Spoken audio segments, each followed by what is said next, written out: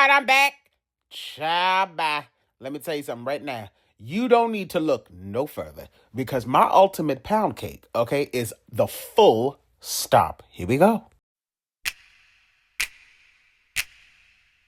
Whipping up all of your favorite recipes. Simply Food. You should know by now that you're in for a treat. Simply Food. There's no other channel where you'd rather be. Simply Food. Seafood, pasta, cakes, and pies. Sing and laugh and even cry. Like and share and hit subscribe. Simply Food by TY.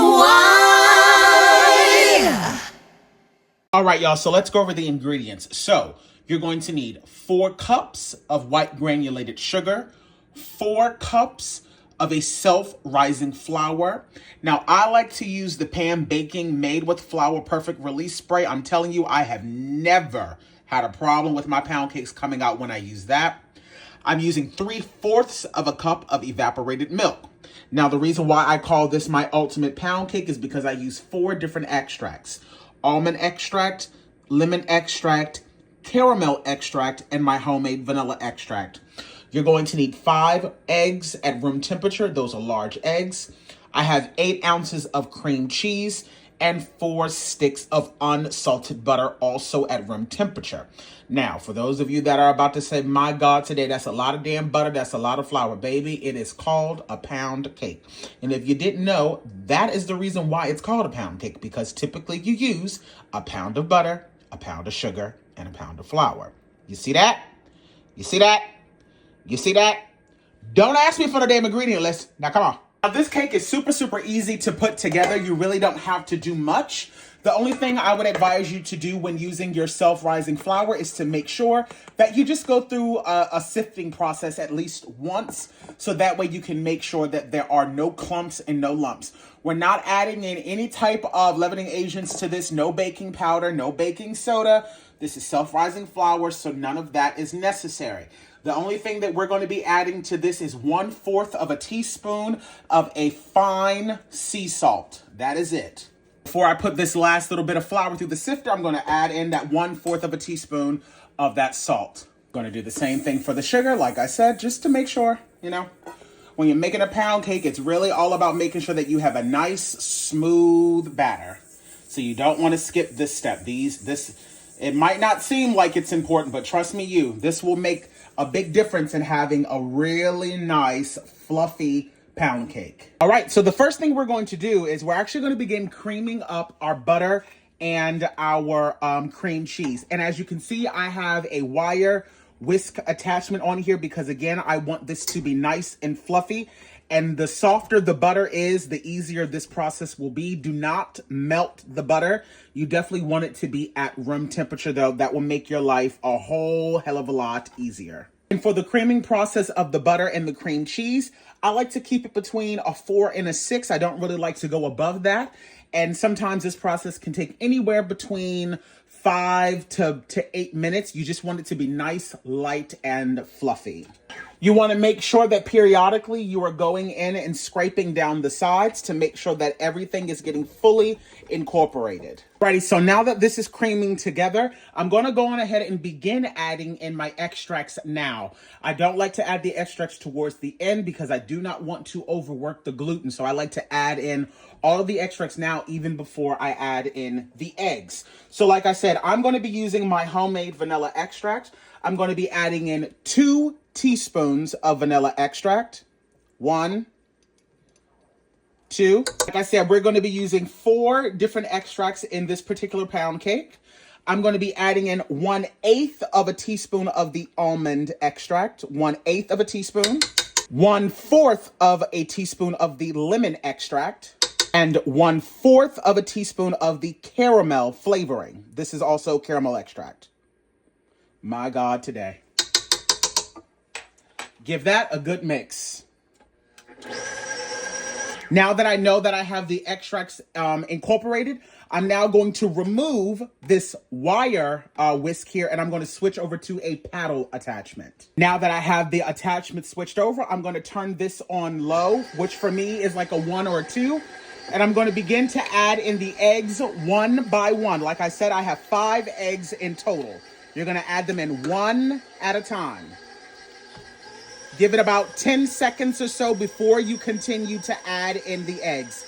Once you can kind of see that the egg has kind of, gotten mixed in, you can then start to add in the rest of the eggs. And I tell you, this pound cake is some kind of good. The extracts already have my house smelling absolutely amazing. Before I begin adding in the sugar, I'm going to scrape this down on the sides one more time. I'm going to turn this on a low, which for me is, like I said, a 1 or 2. And I'm going to gradually start adding in my sugar. Little by little. Yes, yes. You can already see the texture is starting to change. I'm going to scrape down the sides. And you really want to make sure that that sugar has fully been incorporated before you begin adding in any of the flour. Because again, once we start adding in that flour, we are only going to be mixing this together just until that flour is incorporated. You do not want to overwork the gluten in the flour. That's how people end up with tough and dry pound cakes, because they overmix it once they start adding in the flour. So everything up to this point, you can mix it as much as you want, to be quite frank. But once you add in that flour, you got to know how to cut back. So really make sure that that sugar has been fully dissolved. And if you didn't know, just a little side bit of information, the reason why most traditional pound cakes don't have baking soda or baking powder in them is because you take so much time in this beginning stage whipping in so much air that is what actually causes the cake to rise itself. So if you did not know, that's the reason why, if you're looking at some old school traditional pound cakes, that's the reason why you typically won't see baking powder or baking soda in the recipe. All right, y'all. So now I'm going to begin adding in my flour. I'm going to start off by adding in just a little bit of flour at the beginning. Not even half of it. I'm going to pour in a splash of the evaporated milk. I'm going to keep interchanging between the flour and the evaporated milk, a little bit at a time.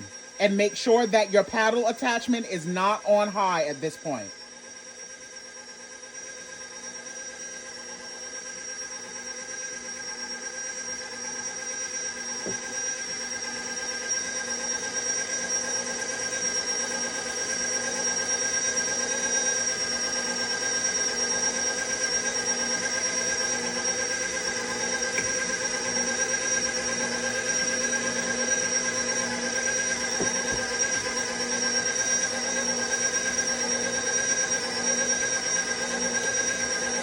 And remember, we started with the flour. We're going to end with the flour. I'm now going to add in my last bit of flour. Once I can see that most of that white is gone, I'm going to turn this off and then do the rest by hand. So now I'm just going to go in by hand and just give this one final mix just to make sure that all of that flour has been fully incorporated, and then I'm going to stop. Remember, you guys, you do not want to overmix this. That is the key to making a really nice pound cake, is to not overmix it. Once you can see all of that white is fully incorporated, you don't have any lumps or clumps stuck to the bottom, stop mixing. I have my cake pan here. As you can see, it has been heavily sprayed down. I don't play about that. I'm going to now begin adding in my cake mixture. My God, on today. I can already tell that this damn cake is going to be everything and then some. Whoo, Jesus, Jesus, Jesus. It's just something about a pound cake. And let me tell you something. If you've never tried the evaporated milk trick, stick with your boy SimplyFoodByTy. Let me teach you something, okay? Yeah. My God. You want to talk about something moist and delicious? And if you've been paying attention, you've noticed that I've not said anything about preheating the oven. Now, that's an old school trick. If you know anything about pound cakes, in order to get that beautiful crust on the outside, the best way to actually make a pound cake is to not preheat the oven. So once I get all of this in here, I'm going to smooth this out, and then I'm going to place this in a non-preheated oven. As soon as I sit it in the oven, that's when I will turn the oven on, and I'm going to set the temperature to 325 degrees. We're going to be cooking this for an hour and 15 minutes. Now, I'm going to pat this down just to get out some of the air pockets. I'm going to grab myself a spoon so that I can smooth off the top. Just like so. My God. Boy, we fitting to eat good round here. My grandmother is going to be some kind of happy because she loves a good pound cake, child. And everybody loves my pound cakes, okay? Tap it down one more time, get those air pockets out. I'm now going to place this inside of the oven. Once again, it was not preheated. I'm going to set it to 325 degrees. I'm going to set a timer for an hour and 15 minutes. At the hour mark, I am going to slightly crack open my oven just to see how it's looking. Because at that point, for that last 15 minutes of the cooking, I will periodically just give it a glance just to see how it's looking. Take a toothpick, stick it down in the middle. Once it just about comes out clean, that's when it's time to take it out. I'll see y'all in a little bit. My God, today. Do you see that pound cake? Let me tell you something. It's just something about a good pound cake. Now, this is the thing. You want to set a timer for 10 minutes.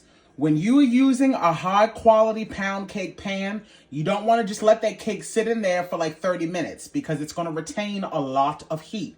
You want it just cool enough so that you can touch the side of it and then get that cake out of that pan so that it can completely cool separately. But you don't want to just leave it in that pan or it's going to continue to cook and then it's going to dry out. So I'm going to set a timer for 10 minutes and then we'll flip this bad boy out.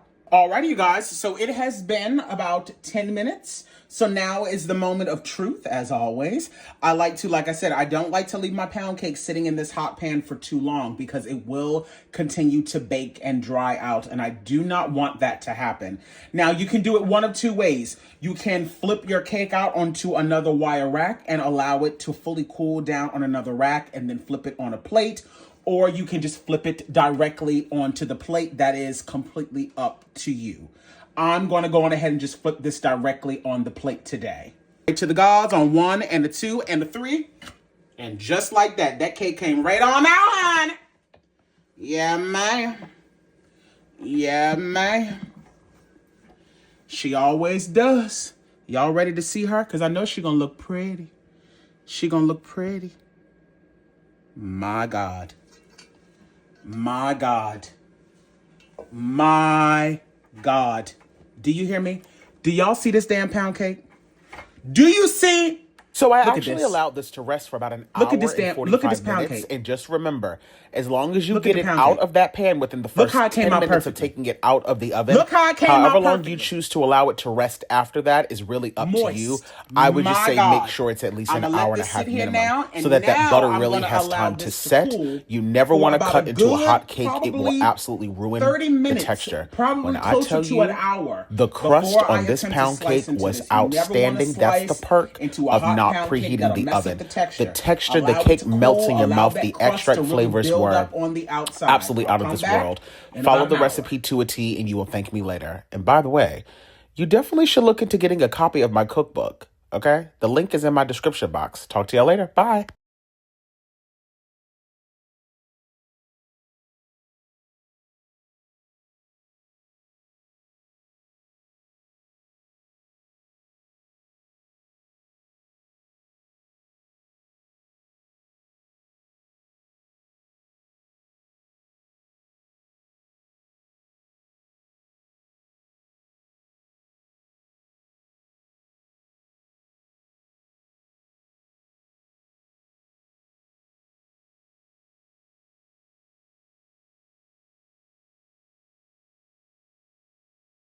In the kitchen. Simply Food by TY. We hope that you enjoyed it. Simply Food by TY. If you haven't took the time, make sure you subscribe. Thanks for watching. Thanks for watching.